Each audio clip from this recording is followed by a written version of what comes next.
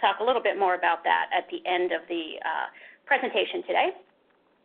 So today we're talking about one specific tool that we've developed. We're looking at extreme precipitation today. So I want to give you just a little bit of an overview of the data that we're using, and then also some of the key concepts, and then we'll jump into a demo of the tool. So the data sets that are behind the visualizations we're doing today are the daily precipitation data that have been bias-corrected and downscaled using the LOCA method. So that's the data set that's been developed by Scripps for California's fourth climate change assessment. And that's the data that we're using for our tool. A couple of key findings on precipitation in general from California's fourth assessment. If anyone's interested in learning more about the LOCA data and some of the key findings, I really recommend the Pierce et al. Fourth assessment paper that I have referenced here. It's really good, lots of great information in there. A couple of the key findings on precipitation.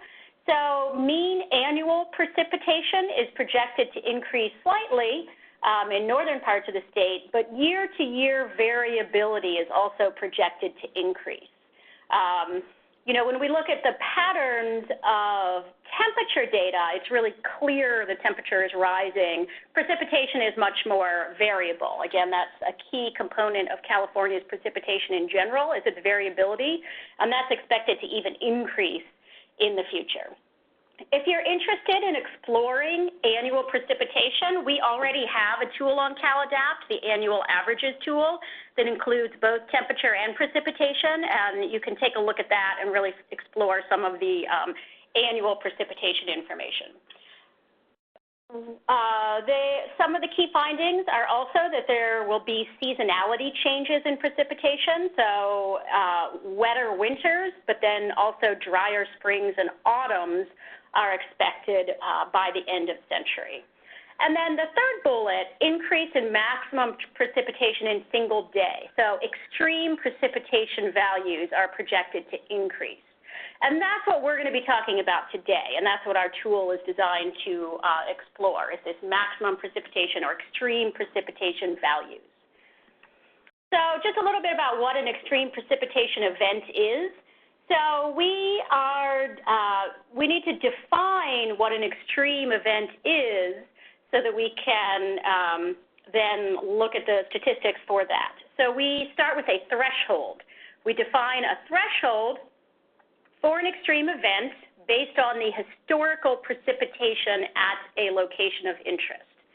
And then all the values in the projected data that are above that threshold are used to calculate the statistics. So within our tool, users can look at two different methods of defining this initial threshold over which we're calculating statistics, so the extreme event threshold. One of those methods, the default, is the lowest annual maximum. So this is, if you think about each location, we're looking at the historical data, and we're looking at a 30-year time span. So for each of those, each location, we define the maximum precipitation for each year. And then we have a time series that's showing maximum annual precipitation. And to get the lowest annual maximum, you take that time series and you determine what the lowest value is. And that is that default threshold.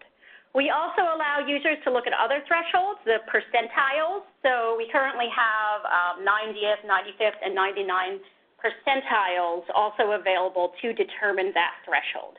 And you'll see how that works when I show you the tool live.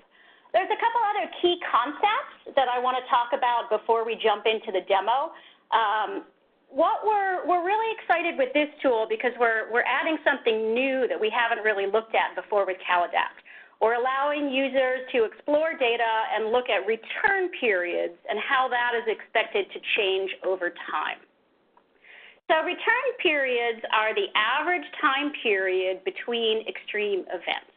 And I think most of us are familiar with this concept when we think of things like a 100-year flood.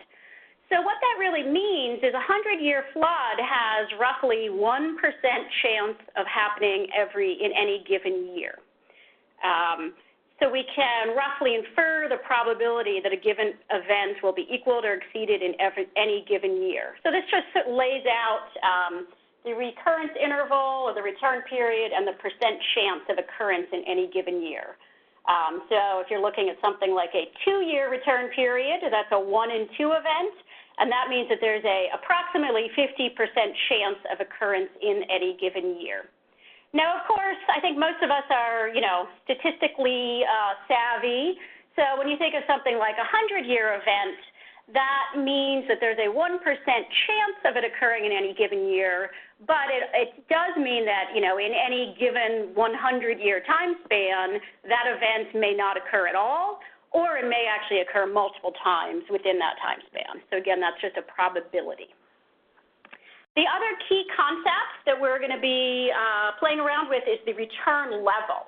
So the return level is the estimate for the intensity of that event in a given time period. And you'll see the return level is really defined relative to a return period. One of the other new things that we're doing with this tool that we're really excited about is we're now presenting confidence intervals around those return levels.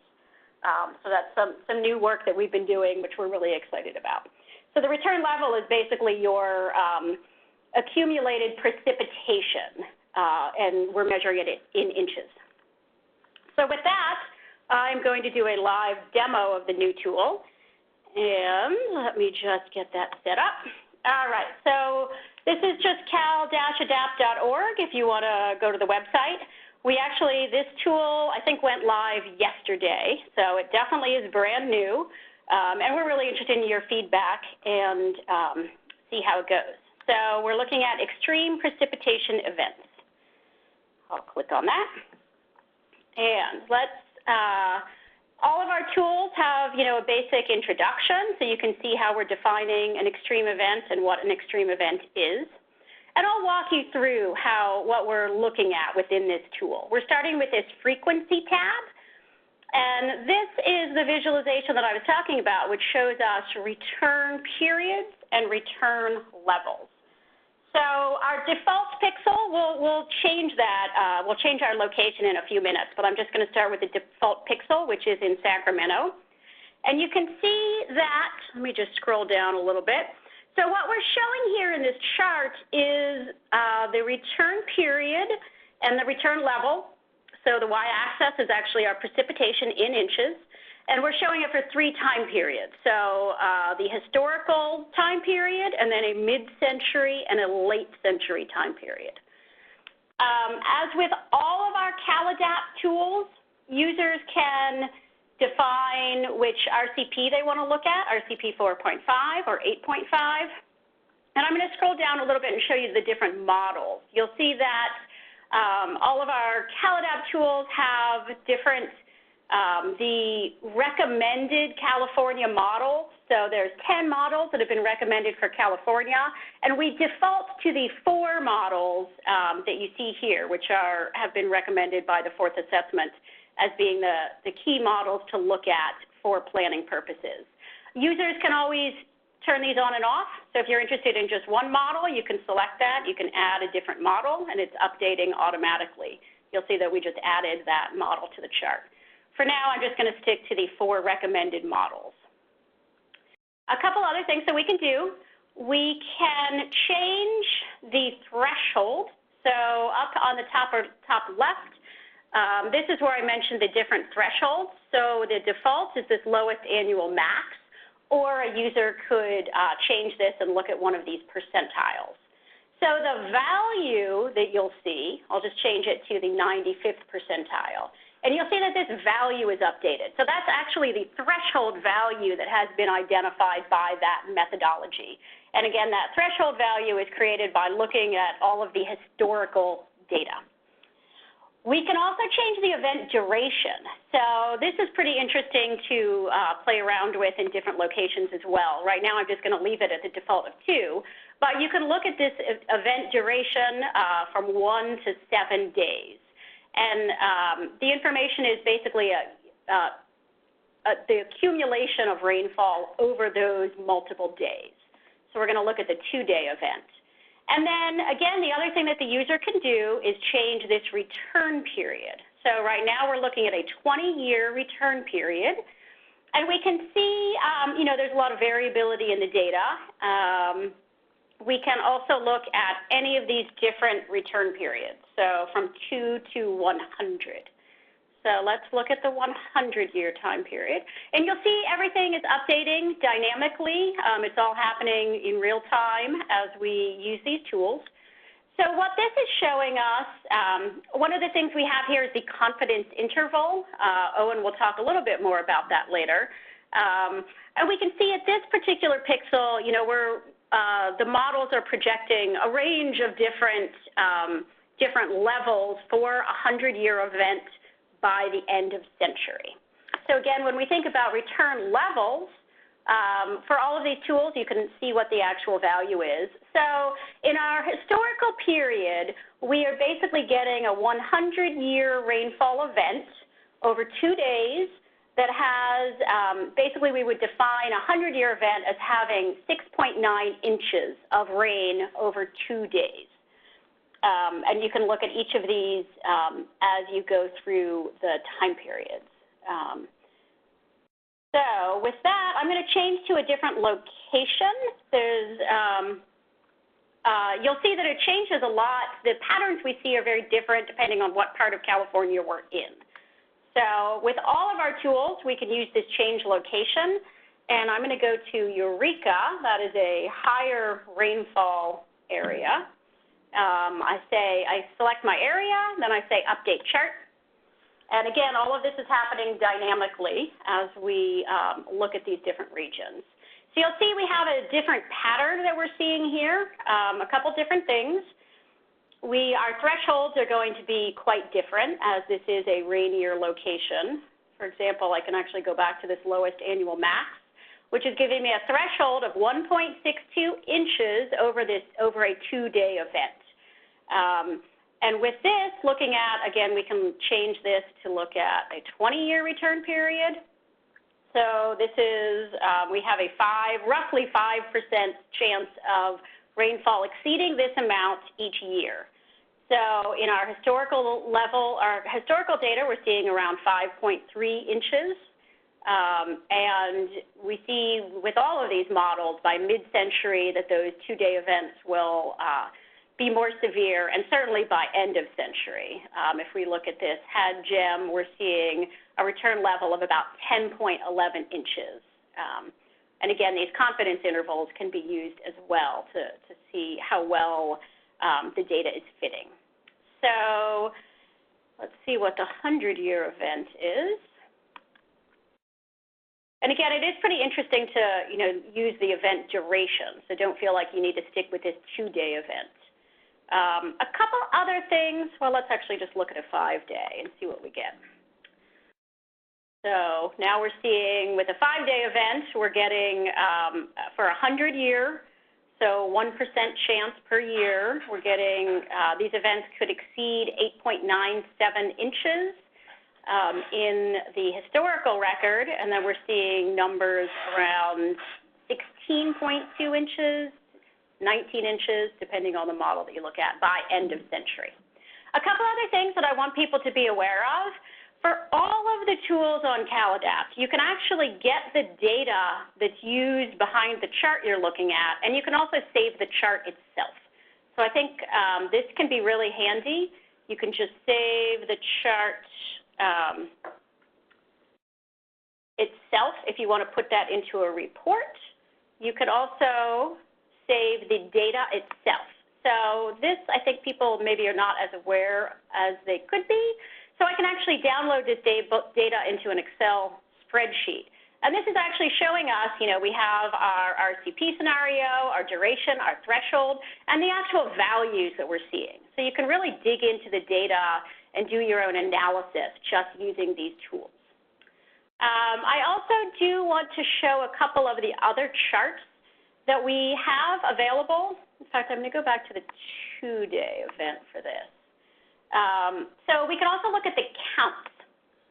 So this is showing us the number of days in a water year with again, we're looking at a 2-day event. So this is showing us the number of days in a year with 2-day rainfall totals above that extreme threshold. And you can play around. Once again, you can select different models if you're interested. And again, when we look at these patterns, it's much more variable than, than the temperature data is. And we are seeing that the average number of these precipitation events are expected to increase over the time period. Again, you can get the data behind this chart, which I think is really useful. And here you're actually getting how many days per year for each model and for the observed time period that are above your threshold. So again, the data is really available for you to dig into with more detail. So I also will show you really briefly the timing. The timing chart is showing us, again, how many the days in the water year, again, with a 2-day rainfall total above the threshold. And this is showing us the seasonality and how the data is changing over the different seasons. Again, when we look at temperature data, we really see a lot of patterns in this type of chart. It'll be interesting to explore this data more and see what types of patterns we're seeing. Again, this is just showing us extreme precipitation events. So with this particular chart, you're not seeing all of these small precipitation events. So it's only looking at extremes. And if you look at the colors are related to the actual rainfall amount. And we certainly can see that we get more of these darker values going more towards end of century. Again, you can change the different models. So you can look at this cooler, wetter model and really explore how that's, again, we're getting more of these darker values, which really are going up to, 11 to 14 inches over time. And then we can also look at maximum duration. So this is showing us the longest stretch of time whereby we have these 2-day rainfall amounts that are above our threshold. So in this example, we're seeing a stretch of, around 4 days where there are 2 days that exceed that total. So again, these are a lot of different ways of exploring the data, and I encourage you to look around at all of them. I am going to do one more thing here. So with our data, so what we're showing right now is the grid cells. These are actually the LOCA grid cells. We can also aggregate by different boundaries. Now, with this particular tool, we are really only allowing people to look at smaller boundaries, so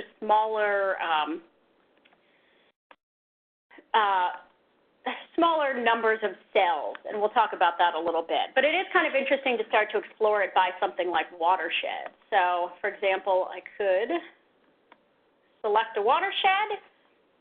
Again, I can update the chart. And I do want to just mention that when we are doing this spatial aggregation for this particular tool, it's a little bit different than the spatial aggregation in our previous tools. In most of the tools, our spatial aggregation is averaging over all the pixels within a polygon. In this particular tool, since we're looking at extreme precipitation, what we're looking at is the maximum value within that polygon. So that, again, is a little bit different than maybe some of our other tools. But we're looking at the maximum value to really identify these extreme precipitation events. And again, you can do all the same things. You can get the data, you can download it, and you can change the thresholds and the return intervals.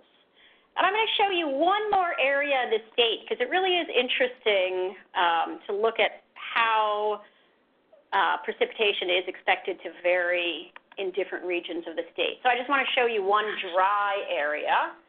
I was looking at Bakersfield earlier. Enter it, select it, update chart. And now, again, we're seeing obviously lower threshold values, right? We have a lot less rainfall here. And we're also seeing, it's interesting to look at the patterns. Several of the models are suggesting that there will actually be less rainfall, lower return level with these future events. So certainly mid-century is showing us lower values, as is the late century. We can also start to look at, more common occurrence events, and those also really are projected in most of the models to be a little bit lower amounts of rainfall in the future. One other piece of information I want to show you before you start playing around with the tool yourself. Let's see if this works. So with our confidence intervals, we really need a certain number of samples in order to calculate that information with any accuracy. Oh, this one works. So here we still have confidence intervals. You'll find that sometimes if you explore perhaps the 99th percentile, that's really the extreme events. It's working here. Let's see if we can do 100-year. Oh, so here, I just wanted to show an example where we actually aren't able to see confidence intervals. So in this example, we're looking at the 99th percentile, so the most extreme events over a 100-year return period. And you'll see that we actually are not able to calculate confidence intervals here. There are insufficient observations. And we do have a note here that there is diminished certainty in the return level estimates when there are infrequent events. So we are unable to calculate these confidence intervals. So I just wanted to point that out to you. I know as a user you might stumble across an area that does not have the confidence intervals, and that's because of the number of samples that are required for those events. So it is pretty interesting to look at. So I do encourage everybody to if you're interested, to jump onto CalAdapt when you have a chance and start looking at your area of interest and using this tool. Pretty interesting no matter where you look at the state. So with that, I will jump back to our presentation, and I will, turn it over to Owen. Susan, if you want to make sure that Owen is ready to talk. Let's see. Great. Owen is unmuted, and I was just going to ask, should we pause for a moment and take any questions from the tool demo? There was one question that came through on the chat box. The question was, extreme precip, is it differentiated between snow and rain, or are we just showing rain, or are we just showing precipitation in whatever form? This is just precipitation in whatever form. Yeah. Yep. Are there any other questions from folks on the line? You can pipe up in the chat box, and I could unmute everybody if that's safe to unmute 40 people, or I could wait till the end. I'm not seeing any raised hands, so I will hand the ball over to Owen. And Owen and Nancy, just let me know when you want me to unmute everybody. But people are using the chat box. Yeah. Okay, thank you. All right, thank you, Susan, and thank you, Nancy. I'm going to talk about the statistical and scientific basis for this tool, try to give folks a little context about the development process, and hopefully preempt some questions you may have or help you to understand better how to use this information for your own purposes. So in an extreme value analysis, or when we apply the extreme value theorem to data, as Nancy suggested earlier, what we're doing is we're taking either observations or modeled events and fitting a statistical distribution around them and using the information from 3 parameters which describe that distribution to make estimates of the indices that you've already seen here today, the return level, which is suggestive of the intensity of extreme precipitation events, or the return period, which tells us a little bit about how frequently we expect extreme events to occur. So very specifically for the historic events, we're looking at daily precipitation over a 30-year period in the recent 20th century. And any time that we had a daily precipitation event of a duration of however long you as a user select it to be that exceeds that, we take that observation, we throw it into a pile, and we fit a distribution around it. And the same approach is taken for future climate conditions using downscaled daily precipitation predictions. and the same approach is taken, but we're always using that same historically derived threshold value. So it's the same type of data that's going in, but the amount may change as we go into a climate modeled scenario. So we can move on to the next slide. The cool thing, which you've already seen, is that we are applying confidence intervals to each estimate of return value that is sort of produced. And we use the profile likelihood estimation method to come up with these confidence intervals. There are two approaches which are commonly used. The profile likelihood is the most accurate, but it tends to be more computationally expensive. Brian and Shruti both are dedicated to ensuring that these graphs are populated in a way that's very quick for a user, so you guys aren't sitting there waiting for the screen to load. So we're always balancing sort of robustness and resilience of the statistical tests with the computational limitations. So we limit the number of iterations or steps to generate these confidence intervals to about 1,000. And as you've seen already, if the confidence intervals are not there, it's because we have too few events in any given period, and the estimates that we would be producing wouldn't be accurate, or they wouldn't be necessarily statistically valid. And CalAdapt is developed in a basis of using peer-reviewed, robust, and resilient science. And so we're committed to not giving you information that isn't, something we can really 100% justify. So next slide, please. One thing that during the development process we sometimes struggle with is understanding how users intend to sort of take in uncertainty of climate projections. And so as you've already seen, there are a lot of ways to get these confidence intervals out of CalAdapt and into your personal computing space so you can use them for your planning purposes. But it's sometimes unclear to us if the way that we're providing this information is the most useful to you. So please, let us know if you're having trouble using this or if it's not sufficient information, and there are some things we can maybe do to be more helpful and more useful to you. But one way you can very quickly use these confidence intervals to assess if changes are sort of statistically significant is to, if you look at your observational record and that gray bar from the October 1961 to September 90th column, which is on the far left, and you kind of use those as a guide, and here I've just shaded it in yellow to kind of make it pop out for you. That is the range of historical variability that sort of we've estimated to have been, the majority of the built environment was sort of being developed. And now if you look at the center column, which is the mid-century estimate, and then the far right column, which is the end-of-century estimate, you will see that some of the modeled projections fall well outside of our historical uncertainty kind of window. So for the end of century, we see 3 models have not only their estimate, which is shown in the color, but their entire uncertainty is outside of our historical range of variability. So we can very quickly and easily look at this chart and say, 3 of our models show statistically significant increases in the intensity of extreme precipitation events. And then there's one model that kind of falls within the historical variability.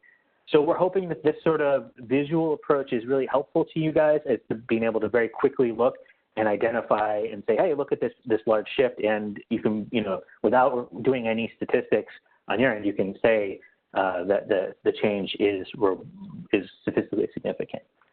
So next slide, please. So I'm going to go into a little more technical detail, some things that may have kind of been missed that may be important for your operational incorporation of these techniques.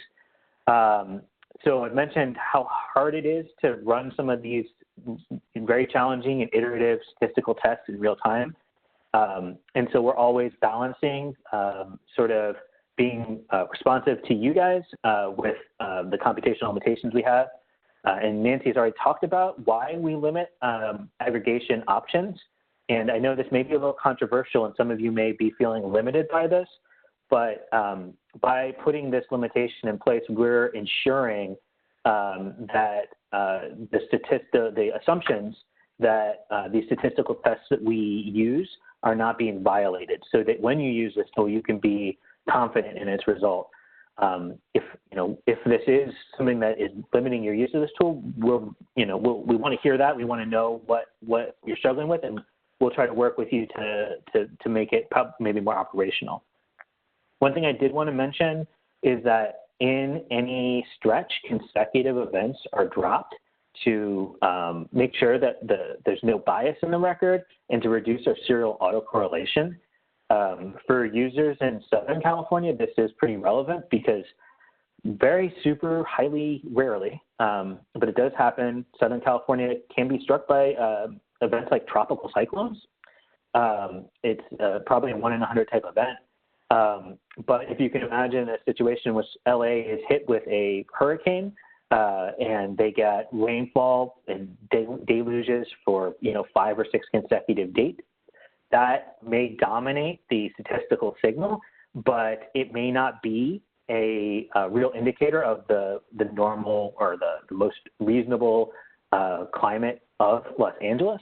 So in a situation like that, where you had a 5 or 6 day deluge, we would drop all the events except for the maximum, just to kind of make sure that our population is representative of the wide array of storms that come through and is not just dominated by one type of weather. And if you're a person who likes understanding statistics and computer programming, you should definitely jump into the Jupyter Notebook, which is linked to here. It's awesome. I've played with it a lot. It's a lot of fun if you want to nerd out a little bit. And it goes step by step as to exactly how all the values are produced. And it includes some graphs, which we don't currently have in PowerDeck, but might be helpful to you, which assess the quantitative goodness of fit of these distributions to the data. And to some of you, that might be operationally necessary. And just know that that is available on PowerDeck. It's not necessarily publicly facing, but it's calculated there for you to use. And we can help you interpret that if it's something that you need for your operational uses. So next slide, please. Just a little bit of motivation as to why I feel this tool is really important and why I hope we can work with you to make it more useful to you to ensure that it's being used, is that mean values are traditionally presented when looking at precipitation, but I think for people who are interested in planning and development and operations, they are potentially misleading. Imagine, if you can and you're willing to imagine with me, a future in which we have more intense storms, but less of them in a given water year. You can imagine that there could be a situation in which that would work out that the mean value was the same, but what's actually being felt by your infrastructure, by your equipment, is sort of rawer and more powerful weather events. In a way, you can lose these intense events and be washed out when you look at the mean. So by subsetting these extreme events, we're going to be able to provide you with more relevant statistics for building and managing infrastructure. Because we know that these extreme events are impactful. It causes the majority of damage or loss to property and equipment. And these systems that are currently in the field right now have been designed to be resilient to the historical period. But as you've seen in Nancy's example, the future conditions for extreme precipitation are changing, and infrastructure should probably be designed with those future conditions in mind. And we know that not only the increases in intensity, but the change in the frequency of extreme events. So presently you have a system that's designed to handle 4 inches of rain in a given day, and that's currently a 1 in 100 year storm event. If that changes to be a 1 in a 35 year event, that may have implications for equipment too. And the last issue is there are regions in California which currently or historically did not have exposure to extreme events. But if you play around in this tool, you can see in the future that in particularly dry areas in central and northern California may experience more of these events in the future. We hope people can see this from this tool, and if people aren't seeing that from this tool, that's something that we'd like to work with you all to make sure that we have those tools available to you. So moving on to the next slide, please. At this point, Nancy and I were hoping to open things up and hear a little bit more from everyone who is attending the webinar, trying to make sure that we understand your needs as users of this tool better, and also that we will be able to kind of ensure that future development is more directed towards ensuring that the statistics that come out from this are operationally relevant to you.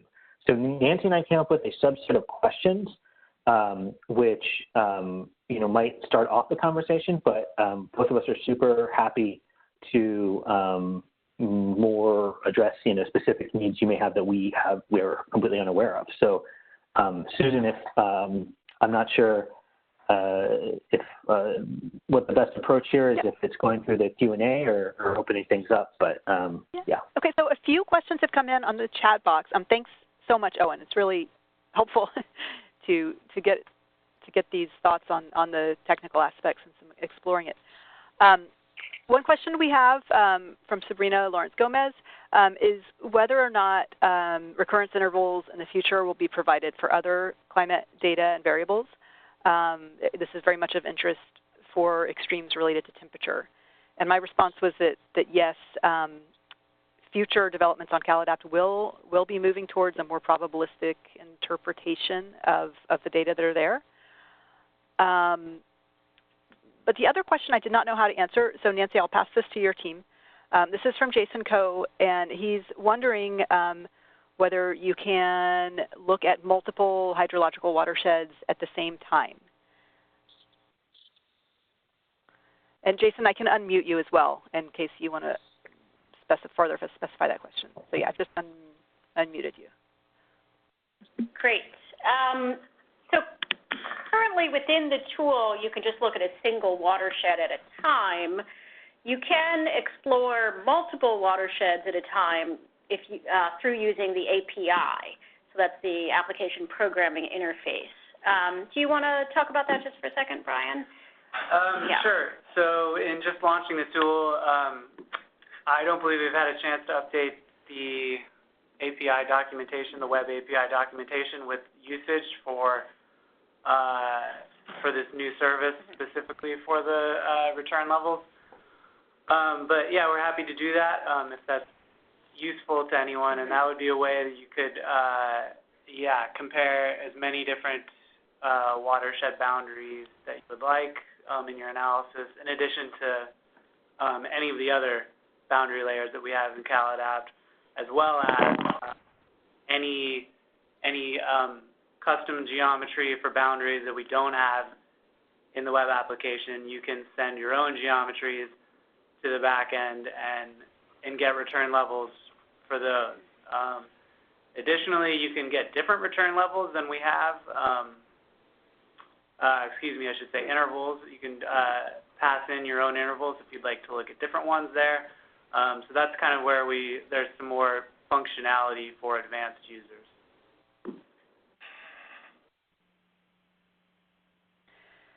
Great, thank you. I am going to propose to unmute all of the participants so that we can go through, some of the discussion questions without people having to hunt down the chat box.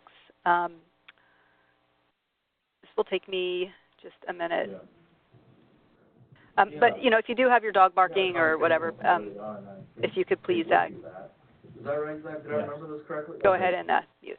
Do that work based on HKA, who's our third party's recommendation. Mm-hmm.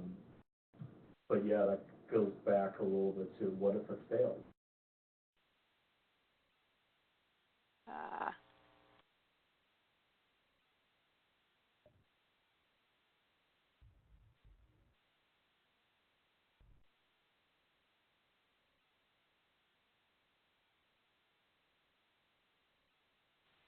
Okay, so we are all unmuted unless you are muting yourself. And I will pass it back to Owen and Nancy to walk through the discussion questions. And just to reiterate, your feedback is so important. As Owen pointed out, some of you may have needs that we're not aware of. So don't feel shy about piping up because development is to serve the users. Thanks, Susan. Yeah, walking through these questions, we as a team make assumptions about how you and your organizations are needing the extreme event information to look like. And our best guess as to what you need was presented by Nancy earlier today from the statistics that pop up in the quick stats bars above the tools to what pops up when we hover over any information point to the structure of the tools themselves. So if you're looking at our tool and you're not seeing the information you need, we'd like to know about that. And, you know, conveying uncertainty from a wide range of models for a wide range of locations in California is really challenging to do in real time, and this was our best first run at how to do that. So if anyone has any comments, or they can email the email addresses that Nancy's last slide will convey, or talk to us now, or reach out to us, Nancy or I, offline, and we're happy to hear how we can do better on that.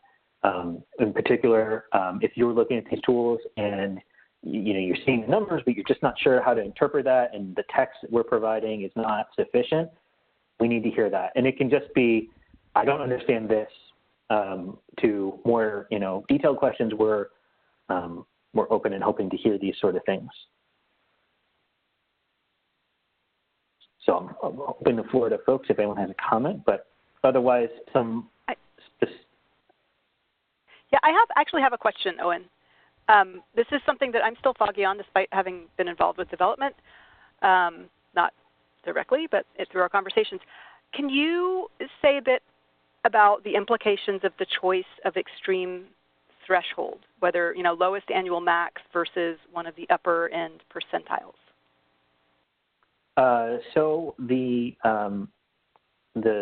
choice of the lowest annual maximum, which is a funny phrase, I will admit, is motivated because it's the traditional approach in atmospheric sciences to what is referred to as sort of the block maximum approach, which feeds information into the distributions that we're fitting around the data.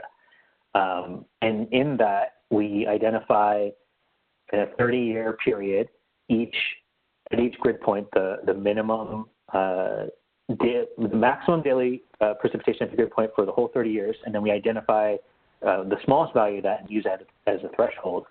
And we do that so that all large events are populated, not just, say, the top 5 events in every year, but really trying to get at what are extreme conditions for that location over a longer climate record. And 30 years is chosen because it's the traditional climatological time span for assessing the base conditions of a climate.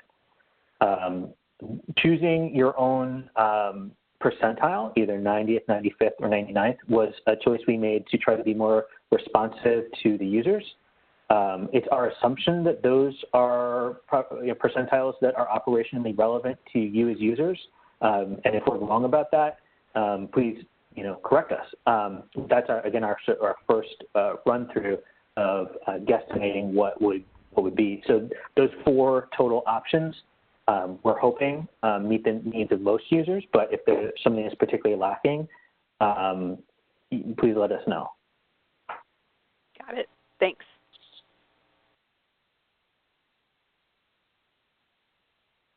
And we did have some questions about making the tool more responsive to individual users. We know that the users of CalAdapt range from electrical utilities to local planners to people in education and just private citizens. So there are a list of 5 questions here. I could read them out loud, but I suspect everyone's already kind of looked through them. So instead, I'll just sort of open the floor and invite Nancy and Brian and Shruti to ask any particular questions that we may have for users, or just generally request feedback on the structure of the tool.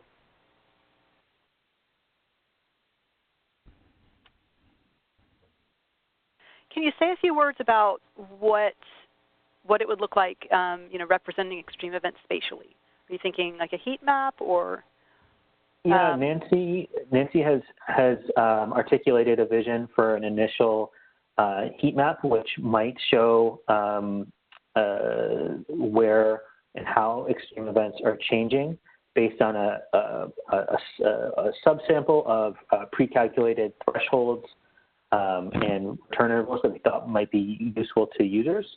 And I would be happy to let her explain a little bit more about that. But that, again, is sort of us as developers groping for what people's needs are. If that's, if users have operational needs where they need to see what regions are over a particular threshold that is operationally useful to them, how often that it is going to be in any given time period, or the rate of change. Any of these things are things that could be pre-produced and then graphed in a heat map form for you as users. But as a development team, we may not know exactly what your uses are presently. Yeah, thank you, Owen. That was a good description of it. Yeah, but this is something that we have been thinking about, and we certainly can do mapping tools because of the computational challenges with doing, calculating these return periods and return levels. It would be something that we would have to do as a pre-calculated layer. So the tools that we currently show, are dynamic and all of it's running in the background as we're looking at it. So with that type of map, it would be something that we would pre-calculate and then give users a couple options to look at. But for us, it would be helpful to know, so we could look at a map of, say, 100-year return intervals, with a specific duration and a specific threshold, and we could see how that, changes spatially over California. We could do something that shows, we could create a map that shows the return level for that specific return period over all of California. It would allow people to zoom in and out and look, see how it varies over the state. But again, we would need a starting point of what are people interested in looking at, since it would be something that we'd have to pre-calculate. So if anyone has any ideas, what would you like to look at? Would it be a 100-year time period, or a 50-year return interval? Any thoughts from our audience?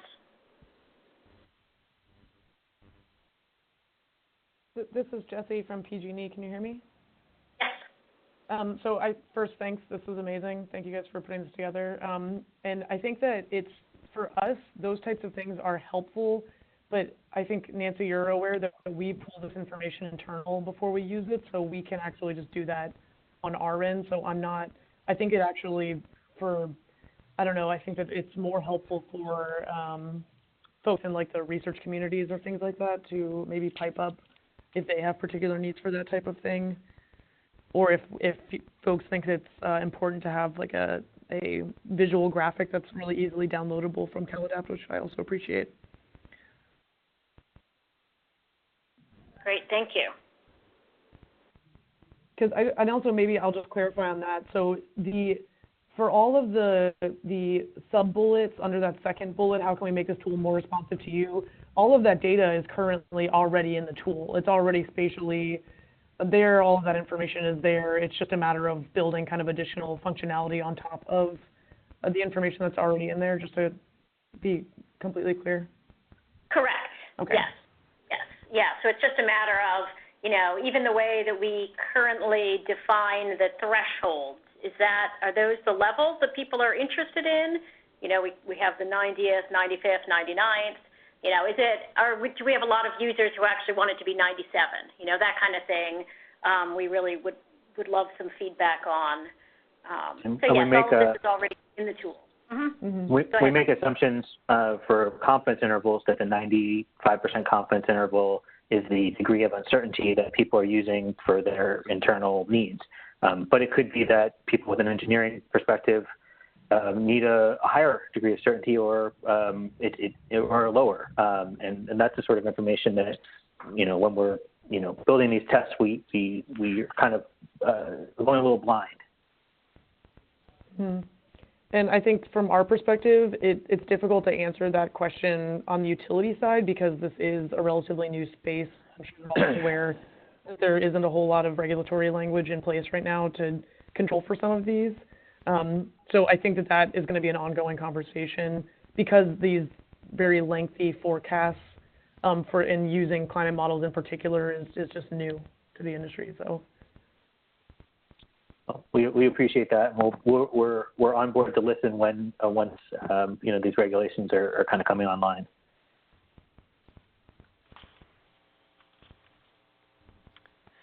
Are there any other questions or comments from people online? I think maybe we should move forward with what's coming, and we can open the floor to sort of bigger questions that think beyond the Extreme Precip tool. Great. And of course, Thanks. encouraging people to please reach out to support@caladapt.org with any questions that come up as you're playing with the tool. Yeah, the CalAdapt team is super responsive to those questions. Loves to hear from you. Great. Yep, and I have that email at the end here. So yeah, I'm just going to talk a little bit about some of the things that we're working on next now that we have successfully launched this latest tool. First of all, I do want to reiterate that we do need your input.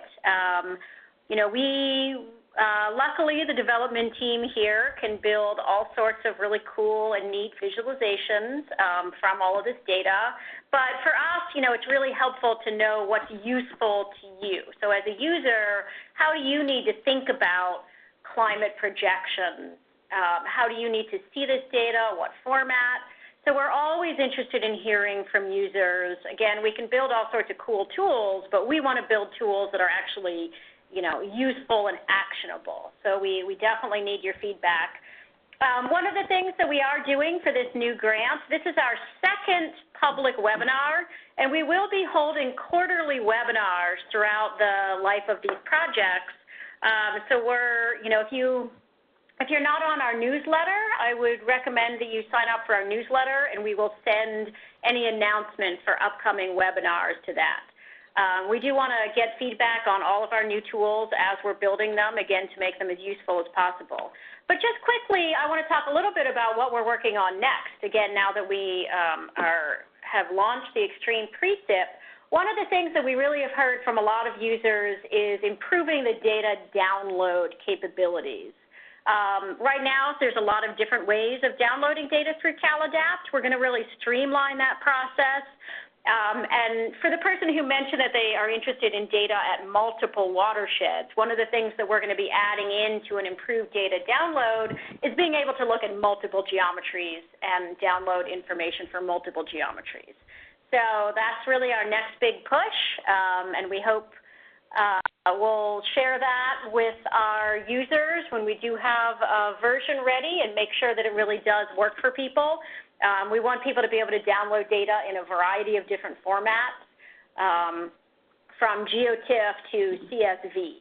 So that is our next big push. If you have any thoughts on that, feel free to email me or email support@CalAdapt, and we can really add it into the design of the tool as we're working on it. Another thing we're really excited about is we're going to be working on an enhanced sea level rise tool.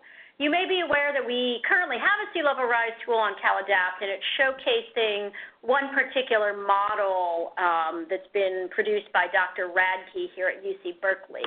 Our new tool is really going to be designed to allow users to compare multiple different sea level rise data sets. So I think this will be really useful. There's a lot of different tools out there.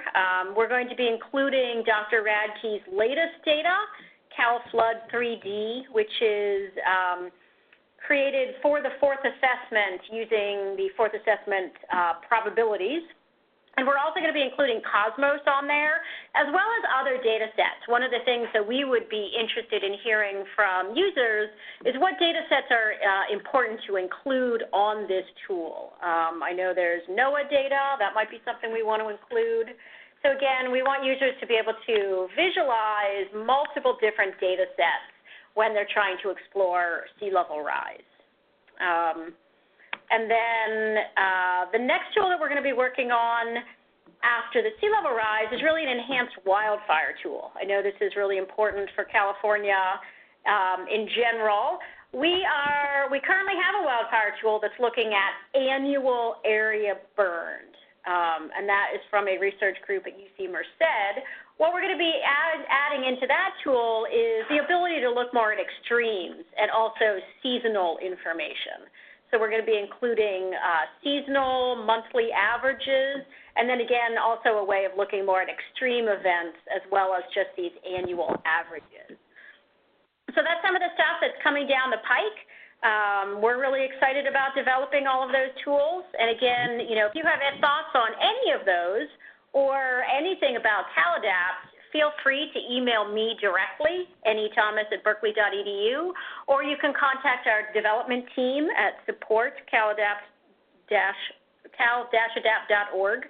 And we're always happy to hear your feedback. And again, really to see how you're using the tools and if there's ways that we can make them more useful for you. Thanks, Nancy. Any more comments or questions from people on the line? Okay, well, we're at our 1:30 mark, so I just really want to thank Nancy Owen and Nancy's team at the Geospatial Innovation Facility. Thank you, Eagle Rock Analytics. I will figure out how to get the recording posted online. A number of people piped up during the webinar. There was a lot of information. A number of people have commented in the chat box that they really appreciate it, and they would like to either pass it along or perhaps even watch it again. Nancy, if you all could tweet on CalAdapt or enter it in the blog post that the presentation is posted at such and such site, I will work on that from my end. That sounds great. We'll definitely do that. Okay, great. Thank you, everyone. Thank you. Bye-bye.